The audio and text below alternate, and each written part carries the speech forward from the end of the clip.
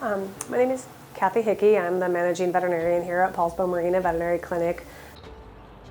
We have 2 veterinary assistants currently in the WSU Paraprofessional Scribe program, and we're very excited about it. Heart sounds great, no murmurs. Good boy, can I feel your belly? Medical record keeping has changed a lot in the past 50 years. 1.48 kilograms. And there's quite a bit of documentation that needs to be done. There's a lot of stress and burnout of veterinarians, especially adding to that hours of work at the end of their day. So just being able to utilize those staff in order to have more accurate medical records and help the doctor team to really get out on time is, I think, the wave of the future. My name is Brooklyn. I'm a veterinary assistant here.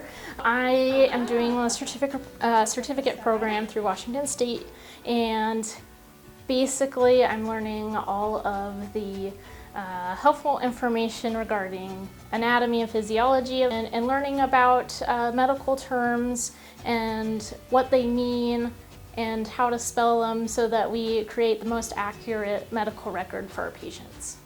He's so cute. I really like being a veterinary scribe because I connect a lot with the clients, not just the pets, but I do get to have, interaction with them too as well. Complimentary exam, so there's no charge for that today.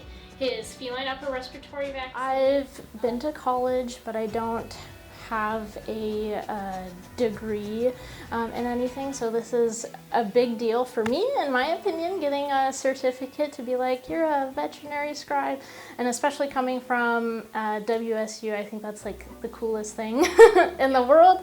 I'll be right back. Thank you. If I had an applicant that had a certificate from WSU, I would just really know the caliber of the education that they had.